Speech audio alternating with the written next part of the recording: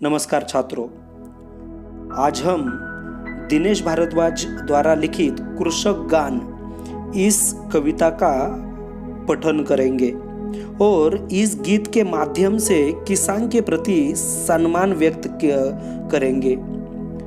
ये जो दिनेश भारद्वाज जी है, इन्होंने यह गीत लिखते हुए उन्होंने किसान के प्रति सम्मान व्यक्त किया है। अन्नदाता किसान आज कर्ज के बोझे तले भीषण गरीबी से जूझ रहा है। स्वयं अन्न के लिए मोहताज हो गया है वो। उसकी इस दुर्दशा का वर्णन करते हुए कवि ने हमें उसका महत्व भी समझाया है कि एक किसान हमारा पेट पालता है पर खुद क्या है, अन्न के लिए मोहताज हो गया है। उसे खुद अन्न नहीं मिल रहा है। उसकी मेहनत का कष्ट जिंदगी को सलाम करते हुए उसे अपने अधिकार दिलाकर समाज में महत्वपूर्ण स्थान दिलाने की वह कामना करते हैं। तो दिनेश भारद्वाज जी, इनका परिचय हम देखेंगे। कविता में दिनेश भारद्वाज का परिचय लिखा गया है। उसमें लिखा है उनका जन्म 1943 में मुरैना मध्य प्रदेश में हुआ है। परिचय: दिनेश भारद्वाज जी की रचनाएं जमीन से जुड़ी रहती है। आपकी रचनाओं में अपने देश की मिट्टी की सुगंध आती है। आपकी कहानियाँ, कविताएं, पत्र पत्रिकाओं की शोभा बढ़ाती रहती है।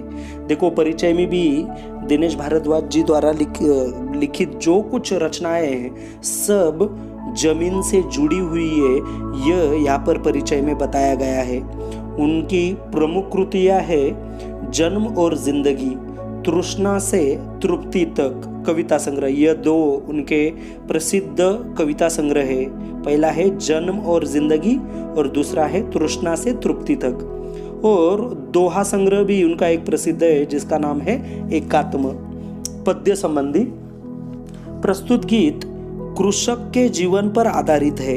अन्नदाता कृषक की दुर्दशा का वर्णन करते हुए कवि उसका महत्व और सम्मान पुनः स्थापित करना चाहते हैं। देखो, इस कविता में कवि ने कृषक गान, कृषक मतलब किसान, जो खेती करने वाला किसान है, वो उसका गान हमें, उसका महत्व हमें इस कविता में उन्होंने बताया हुआ है। और उसका महत्व बताते हुए उनका सम्मान भी हमें करना चाहिए। उसका जो अधिकार है उस किसान का या उसका स्थान है वो दिलाने का की कामना यहाँ पर दिनेश भारद्वाज जी ने की है। देखते हैं कविता में दिनेश भारद्वाज क्या लिखते हैं। पहले ही पंक्ति में लिखते हैं, हाथ में संतोष की तलवार ले जो उड़ रहा है। हाथ में संतोष की तलवार ले जो उड़ रहा है, जगत में मधुमास, जगत में मधुमास उस पर सदा पतझर रहा है। दीनता अभिमान जिसका आज उस पर मान कर लूं, दीनता अभिमान जिसका आज उस पर मान कर लूं, उस कृषक का गान कर लूं, उस कृषक का गान कर लूं। देखो, यहाँ पर इन पंक्तियों में कवि किसान की दुर्दशा का वर्णन करते हैं। गरीबी में स्वाभिमान की जिंदगी जीने वाले किसान का सम्मान करते हुए उन्होंने कृषक पर यह गीत लिखा हुआ है। और वो बोलते हैं, दुनिया वालों के जीवन में वसंत की बहार लाने वाले किसान उपेक्षित जिंदगी जी रहे हैं। उनका जीवन पतझड़ की ऋतु के समान नीरस है, फिर भी औरों को सुख देने में ही कृषक को संतोष मिल रहा है। ऐसे कृषक पर कवि को नाज है। देखो, यहाँ पर कवि कहते हैं कि किसान विश्व का पालक एवं अन्नदाता है। वो बोल रहे, लेकिन आज वह स्वयं मूलभूत सुविधाओं से वंचित होकर हाथों में संतोष की तलवार लिए हुए अपने जीवन में तेज गति से आगे बढ़ता चला जा रहा है। अर्थात जीवन में आने वाली विपरीत व कठिन परिस्थिति में भी वह संतुष्ट रहने का प्रयत्न करता है। दुनिया में जब मधुमास यानी क्या, वसंत ऋतु, दुनिया में जब मधुमास यानी वसंत ऋतु छाई रहती है, अर्थात लोगों के जीवन में सर्वत्र संपन्नता होती है, लोग खुश होते हैं, तब भी किसान पतझड़ की छाया में ही अपना जीवन यापन करता रहता है। वो उसके जीवन में सदा पतझड़ ही लिखा हुआ है। वह हमेशा दुखी ही होता है, परंतु उसकी दीनता भी अभिमान के समान है। इसलिए ऐसे स्वाभिमानी किसान का कवि सम्मान करना चाह रहे हैं इधर, और उसे उसकी खोई प्रतिष्ठा फिर से स्थापित करने हेतु कवि उस पर गीत लिखना चाहता है, गीत गाना चाहता है उसके लिए। देखो क्या कहा गया है यहाँ पर, हाथ में संतोष की तलवार ले जो उड़ रहा है। ये जो किसान है वो अपने हाथ में संतुष्टि पाने के लिए वो अपना जीवन व्यतीत कर रहा है। जगत में मधुमास, जब जगत में हर समय मधुमास है, मधुमास मतलब वसंत ऋतु, वसंत ऋतु में क्या होता है, हर जगह पर हरियाली छाई रहती है। तो उसी प्रकार जगत के सारे संसार में हर कोई खुश है, हर किसी के पास संपत्ति है, पर उस पर सदा पतझड़ रहा है। ये जो किसान है, इस किसान पर सदा पतझड़ रहा है। पतझड़ किसे कहते हैं? पतझड़ मतलब एक ऋतु, यहाँ पर दुख का प्रतीक है। वो जब पतझड़ कब होती है? पतझड़ होना मतलब जो पेड़ होते हैं, पेड़ के पुराने पत्ते गिर जाते हैं, उसको पतझड़ बोलते हैं। तो उस प्रकार ये जो किसान है उसके जीवन में सदा न कदा क्या होता है, सिर्फ पतझड़ के ही निराशा ही होती है, उसे कभी संतुष्टि नहीं मिलती। दीनता अभिमान जिसका, और दीनता मतलब गरीबता, उसके जीवन में अगर वो गरीब भी होता है, उसको सुख भी नहीं मिलता है, पर उसको अभिमान है कि वो सारे देशवासियों को अन्नदान करता है और उसको जीने की राह देता है। आज उस पर मान कर लूं, कवि बोल रहे हैं आज उस पर मैं गीत लिखना चाहता हूँ, उस कृषक का गान कर लूं। आगे कवि बोलते हैं, चूस कर श्रम रक्त जिसका जगत में मधुरस बनाया, एक सी जिसको बनाई सृजक ने भी धूप छाया। मनुजता के ध्वज तले आह्वान उसका आज कर लूं, उस कृषक का गान कर लूं। देखो कवि इन पंक्तियों में कहते हैं, कृषक का खून चूसकर, अर्थात कृषक की जो कड़ी मेहनत है, उस मेहनत के कारण ही हमें मधुरस प्राप्त हो रहा है, हमें संपन्नता मिल रही है। किसान उधर खेती करके हमें खाना खिला रहा है और हम इधर मेहनत करके पैसा कमा रहे हैं। हमारे जीवन में अन्न रूपी तृप्ति की मिठास आती है। ईश्वर ने भी अपनी धूप छाव उसके लिए एक सी बनाई है, अर्थात धूप हो या छाव हो, वो निरंतर कष्ट करता रहता है किसान। हमें भी इंसानियत दिखानी चाहिए, हमें भी इंसानियत दिखाते हुए उसका आह्वान करना चाहिए, उसे उसका सम्मान देना चाहिए। इसलिए कवि बोलते हैं, चूसकर श्रम रक्त जिसका जगत में मधुरस बनाया। कवि बोल रहे हैं कि लोग किसान द्वारा निर्मित खून पसीने की अनाज रूपी कमाई जो है, कमाई का शोषण करके अपना संपन्नता रूपी जो जीवन है वो जीते हैं। ईश्वर ने भी किसान पर अन्याय किया है, ऐसा कवि को यहाँ पर लग रहा है, क्योंकि ईश्वर ने उसके लिए धूप और छाव एक जैसी ही बनाई है, अर्थात किसान दिन रात खेत में काम करता है। इसलिए कवि मानवता का ध्वज हाथ में लेकर किसान का आह्वान कर रहा है। वह किसान का खोया हुआ सम्मान उसे वापस दिलाना चाहता है और इसलिए कवि उस पर गीत गाना चाहता है। देखो यहाँ पर लिखा है, चूस कर श्रम रक्त जिसका जगत में मधुरस बनाया। वो क्या बोल रहे हैं यहाँ पर कि मधुरस मतलब मीठा, मधुर रस वाला।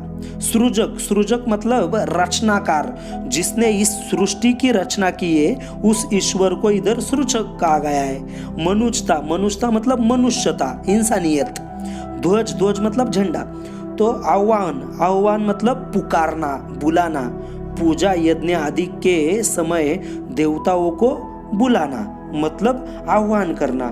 तो यहाँ पर ये कवि जो है दिनेश भारद्वाज जी, वो ईश्वर का आह्वान कर रहे हैं कि इस किसान के वजह से लोग बड़े हो रहे। किसान दिन रात मेहनत कर वो अपना लोगों का पेट भरता है, अन्नदान करता है और बाकी जगत के लोग मधुरस पी रहे, पर ये जो किसान है उसको हमेशा उसके जीवन में दीनता ही है। इसलिए पर उस ईश्वर ने धूप छाव सबके लिए एक समान बनाई है, पर यहाँ पर देखते हैं कि सुख सिर्फ बड़े बड़े लोगों को ही मिलता है और किसान जो है उनको सिर्फ दुख ही मिल रहा है। और इसलिए हमें क्या करना चाहिए, यहाँ पर वो बोल रहे हैं, इसलिए कवि मानवता का ध्वज हाथ में लेकर किसान का आह्वान कर रहा है। वह किसान का खोया हुआ जो सम्मान है उसे वापस किसान को दिलाना चाहता है और इसलिए कवि उस पर गीत गाना चाहता है। आगे कवि लिखते हैं, विश्व का पालक बन जो अमर उसको कर रहा है। विश्व का पालक बन जो अमर उसको कर रहा है, किंतु अपने पालितों के पद दलित हो मर रहा है। आज उससे कर मिला नव सृष्टि का निर्माण कर लूं, उस कृषक का गान कर लूं। देखो यहाँ पर कवि कहना चाहते हैं कि विश्व का पालनहार मतलब ईश्वर उसको अमर बना रहा है, किंतु वह जिसको पालता है मतलब और दुनिया के और लोग किसान छोड़ के उसके ये आश्रित ही उसे अपने पैरों तले कुचल कर मार रहे हैं। कवि आज उसकी मदद कर नव सृष्टि का निर्माण करना चाहता है। किसान के हाथों से हाथ मिलाकर नया भारत बनाना चाहता है। देखो कवि यहाँ पर बोलते हैं, विश्व का पालन बन जो अमर उसको कर रहा है। किसान संसार के लिए अनाज पैदा करता है। हमें पता है, हम जो भी कुछ खाते हैं वो किसान बनाते हैं। हाँ, किसान अपने खेती में अनाज पैदा करते हैं, तब हम उसको खा पाते हैं। उसी से सभी का निर्वाह हो रहा है। हर कोई अपना पेट किसान की देन के वजह से ही भर रहा है। इसलिए वही हमारा अन्नदाता है, पालक है। किसान ही हमारा अन्नदाता और पालक है। किंतु दुनिया उसके साथ कृतज्ञता से पेश आती है। कृतज्ञता मतलब क्या? उनको उपकार की जानकारी नहीं है, वो उपकार देख नहीं रहे किसान का, और वही लोग इस किसान को चूस रहे हैं। वह अपने ही द्वारा पाले गए लोगों के पैरों तले रौंद और कुचला जा रहा है। कौन? किसान क्या कर रहा है? अपने ही द्वारा जो किसान खुद पाल रहा है जिन लोगों को, वही अपने पैरों के नीचे किसान को रौंद रहे, पैरों तले रौंद रहे, कुचल रहे। क्यों?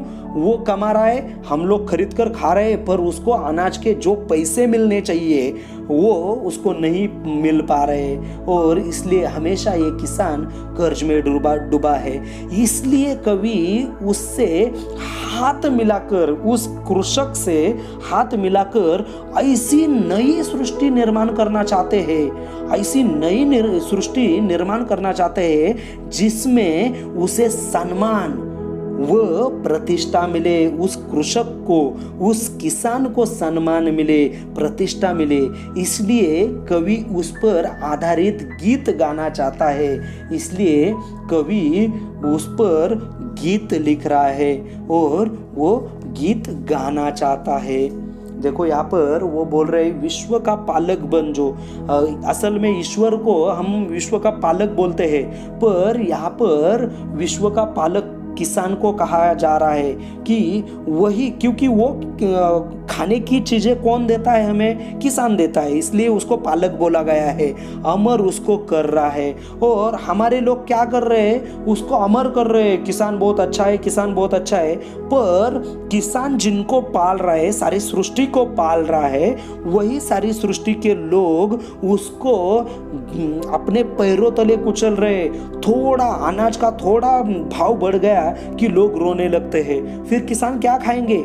आधा बीच में का तो बहुत सारा ये जो दलाल लोग है वो लोग खा जाते हैं। किसान को पूरी उसकी रकम नहीं मिलती है। किसान को 2 रुपए मिलते हैं, वहां पर दलितों को हजारों रुपए मिल जाते हैं और किसान का पेट नहीं पलता है। इसीलिए कवि एक ऐसी सृष्टि का निर्माण करना चाहते हैं जहां पर किसान को उसका सम्मान और प्रतिष्ठा वापस मिले, और इसलिए वो किसान के ऊपर गीत गाना चाहते हैं। देखो जो दिनेश भारद्वाज जी है, उन्होंने कृषक गान इस कविता में कृषक के जीवन में आने वाले बहुत सारे दुख और कष्ट यहाँ पर हमें वो बता रहे हैं। आगे कवि लिखते हैं, क्षीण निज बलहीन तन को पत्तियों से पालता जो, क्षीण निज बलहीन तन को पत्तियों से पालता जो, उसरों को खून से निज उर्वरा कर डालता जो, छोड़ सारे सुर असुर में आज उसका ध्यान कर लूं, उस कृषक का गान कर लूं। देखो यहाँ पर बोला गया है, कवि कहते हैं कि आज कृषक कमजोर हो गया है, उसका शरीर जो है बलहीन हो गया है, उसके शरीर में बल बचा हुआ नहीं है, क्योंकि पेट भर अन्न के लिए आज वो मोहताज हो गया है। और आज जो खुद किसान खेती कर रहा है, जो अनाज उपज रहा है, उसको ही खाने को नहीं मिल रहा है। पत्तियों से खुद का पेट भर रहा है। वह किसान जो बंजर जमीन को अपने खून से सींच कर उर्वरा बनाता है। उर्वरा मतलब क्या है? उपजाऊ जमीन। उर्वरा मतलब क्या? उपजाऊ जमीन। उसर मतलब बंजर जमीन। बंजर जमीन को भी वो उर्वरा मतलब उपजाऊ जमीन बनाता है अपने मेहनत से। अर्थात कड़ी मेहनत कर अन्न उपजता है वो।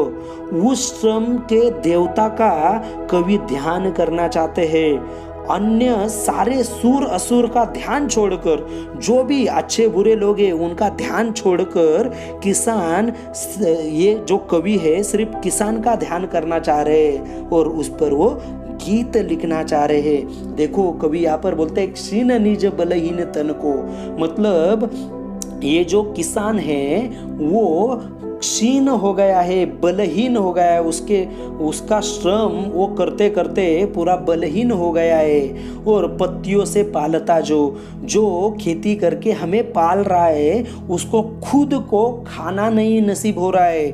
उसरों को खून से नीज को, उसरो मतलब क्या? बंजर जमीन, अनुपजाऊ जमीन जिसमें खेती नहीं हो सकती है, उस जमीन को भी उसरों को खून से नीज, खुद के नीज मतलब खुद के खून, वो खुद का खून हटाकर क्या कर रहा है? खेती कर बंजर जमीन को भी उर्वरा कर डालता है। उर्वरा मतलब उपजाऊ जमीन करता है। इसलिए कवि सारे जो अच्छे बुरे लोग हैं सबको ध्यान से निकाल रहा है और वो सिर्फ अपने ध्यान में किसान को ला रहा है और किसान का ध्यान करना चाहता है, उसके लिए वो गीत गाना चाहता है। इसलिए यहाँ पर वो बोल रहे हैं कि क्षीण निज बलहीन तन को पत्तियों से पालता जो, मतलब वो बोल रहे हैं किसान भले ही देश के लिए अनाज पैदा करता है, लेकिन आज उसके ही घर में खाने को अनाज नहीं है। देखो किसान हर किसी के लिए वो अनाज उपाजता है, अनाज तैयार करता है, पर आज उसी के घर में उसको ही खाने के लिए अनाज नहीं बचा है। इस कारण उसका शरीर दुर्बल एवं निस्तेज हो गया है, उसका शरीर दुर्बल हो गया है, उसके शरीर में बल नहीं बचा है। अपने दुर्बल तन को ढकने के लिए उसके पास वस्त्र भी नहीं है। वो अपना शरीर ढकना चाहता है, पर उसके लिए उसके पास वस्त्र नहीं है, कपड़े नहीं है पहनने के लिए। वो फटे पुराने कपड़े पहनकर या पेड़ की जो बड़ी बड़ी पत्तियां है उसे पहनकर अपना शरीर ढकने का काम वो कर रहा है। वो अपना शरीर ढककर काम चला रहा है। किसान अपना खून पसीना बहाकर बंजर जमीन को भी उपजाऊ जमीन बना रहा है, उपजाऊ बना देता है। इसीलिए कवि दुनिया में जो अच्छे बुरे लोग हैं उन सबको भूलकर, उनको सबको सरोकार नहीं है, उनको बाजू में रखकर वो सिर्फ और सिर्फ किसानों की बात करना चाहते हैं और किसानों का ध्यान करना चाहते हैं। इसलिए वो उसके गीत गाना चाहते हैं। देखो आगे कवि दिनेश भारद्वाज जी लिखते हैं, यंत्रवत जीवित बना है मांगते अधिकार सारे। यंत्रवत जीवित बना है मांगते अधिकार सारे। रो रही पीड़ित मनुजता आज अपनी जीत हारे। जोड़कर कन कन उसी के नीड़ का निर्माण कर लूं। नीड़ मतलब घोंसला, नीड़ का निर्माण कर लूं, उस कृषक का गान कर लूं। देखो यहाँ पर कवि बोल रहे हैं कि नीड़ मतलब घोंसला, क्षीण मतलब कमजोर कर रहा है। तो यहाँ पर बोलते हैं यंत्रवत जीवित बना है मांगते अधिकार सारे। आज उसका जीवन यंत्रवत बना है। यंत्र जिसमें भावना नहीं होती है उसे अपने अधिकार मांगने पड़ते हैं। इंसानियत अपनी हार जीत के चक्र में पीड़ित हो रहा है, पर हित के लिए स्वयं कष्ट सहने वाला कृषक आज उपेक्षित है। आज क्या है, वो उपेक्षित है। कवि किसान के प्रति अपनी भावनाओं के कण कण जोड़कर नए घोंसले का निर्माण करना चाहता है।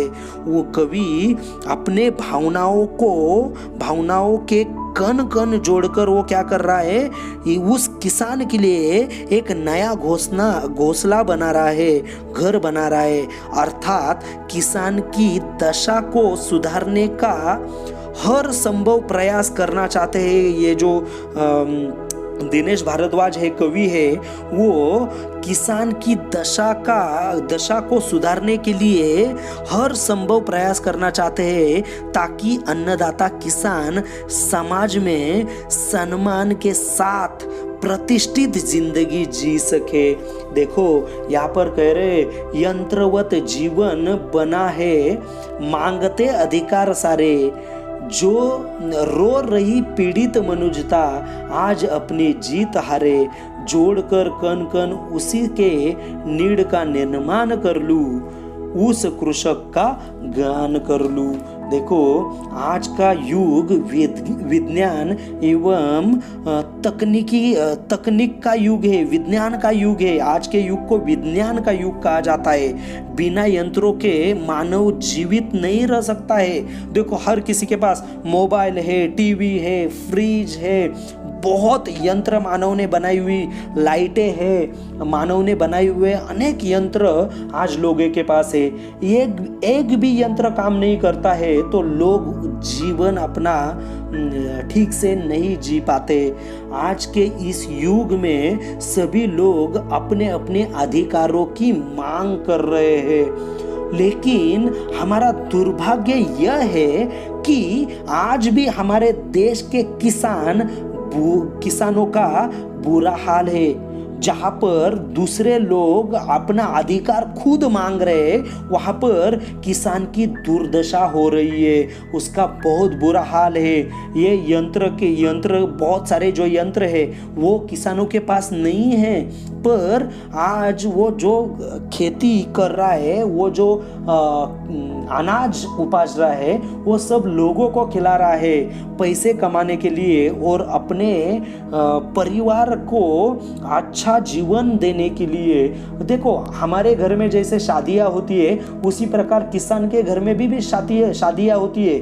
हमें शादी का खर्चा होता है, उसी प्रकार किसान के घर में भी जो शादी होती है उसको खर्चा होता है। वो कपड़े खरीदने जाता है तो किसान है, इसलिए उसको दुकानदार मुफ्त में कपड़े नहीं देता है। हमसे जितना पैसा लेता है उतना ही पैसा किसान से भी लेता है। तो इस यंत्र युग में लोग अपना जीवन बहुत अच्छे से व्यतीत कर रहे हैं, पर ये जो किसान है उसका बुरा हाल है। किसान की दुर्दशा का कारण ही आज हमारी मानवता पीड़ित है। किसान की दुर्दशा के कारण ही आज हमारी मानवता पीड़ित है। इसी कारण आज हम जीत कर भी हार गए हैं। आज हमें लगता है हमने सब जीत लिया है, पर असल में हम हार गए, क्योंकि हमारा जो पालक है उसी को ही हमने गरीब बना दिया है। जिस प्रकार एक पिताजी हमें पालते हैं, हमें बहुत अच्छा जीवन देते हैं, पर हम बड़े होकर हमारे पिताजी को अनाथ आश्रम में या वृद्धाश्रम में डालते हैं, उसी प्रकार हम लोग सारे संसार के सुख हमारे पास ले रहे हैं, पर जिसने हमें पाला है उस किसान को हम क्या कर रहे हैं, दूर कर रहे हैं, उसको दुख दे रहे हैं। इसलिए इसी कारण हम आज जीत कर भी हम हार गए हैं, अर्थात हमने बहुत प्रगति कर ली है फिर भी हम हारे हुए। वास्तव में इस प्रगति का मानवता को कोई लाभ नहीं हुआ है। इसलिए कवि प्रत्येक किसान को अपने साथ एकत्रित करके ऐसे घोंसले का निर्माण करना चाहते हैं जिसमें किसान का भविष्य उज्जवल हो, उसे खोया हुआ मान सम्मान व प्रतिष्ठा फिर से मिले। इसलिए कवि क्या कर रहे हैं, इसीलिए वह उसके गीत गाना चाहते हैं, किसान के गीत गाना चाहते हैं। देखो, ये इस कविता में बहुत अच्छे प्रकार से जो कृषक गान जो कविता, यह कविता कृषक के जीवन पर आधारित है। कृषक विश्व का पालक एवं अन्नदाता है। यदि कृषक ही नहीं रहेगा तो संपूर्ण विश्व का अस्तित्व ही मिट जाएगा, क्योंकि किसान जो खाने देता है वही हम खाते हैं। अगर उसने खाना बनाना ही छोड़ दिया या बनाकर भी वो बेचना ही छोड़ दिया तो हम जैसे लोग मर जाएंगे। कृषक है इसलिए हम सब जीवित है, लेकिन आज कृषक मूलभूत सुविधाओं से वंचित है और बेहाल है। उसको सादी जो मूलभूत जो सुविधा है, अन्न, पानी और निवारा मतलब घर, वो भी उसके पास नहीं है। वह अपना जीवन यापन गरीबों में कर रहा है, गरीब बनकर कर रहा है। वो अपना जीवन ठीक से नहीं जी रहा है। उसके पास तन ढकने के लिए भी कपड़े नहीं है। आज का समाज इतना स्वार्थी हो गया है, लोग इतने स्वार्थी हो गए हैं कि वो उसकी ओर ध्यान भी नहीं देना चाहते हैं, उसकी ओर ध्यान भी नहीं देना चाहते हैं और उत्थान के लिए प्रयास भी नहीं कर रहे। वो किसान अमीर होने के लिए होना चाहिए, इसके लिए वो प्रयास भी नहीं कर रहे। किसान के लिए कुछ भी लोग कुछ भी नहीं कर रहे। सिर्फ किसान जो बना रहा है उसको खाकर अपना पेट पाल रहे। कवि किसान का खोया हुआ जो सम्मान है, उसकी प्रतिष्ठा है, वो प्रतिष्ठा है, फिर से स्थापित करने हेतु उस पर यह गीत गाना चाहता है। जो कृषक गान, ये जो गीत है वो गाना चाहता है। देखो यहाँ पर किस जो गीतों का अवतार, गीत संग्रह है, ये गीतों का अवतार इस गीत संग्रह से लिया हुआ ली हुई यह कविता है कृषक गान। किसी को कुछ प्रश्न होगा तो आप मुझे मैसेज कर सकते हैं। धन्यवाद।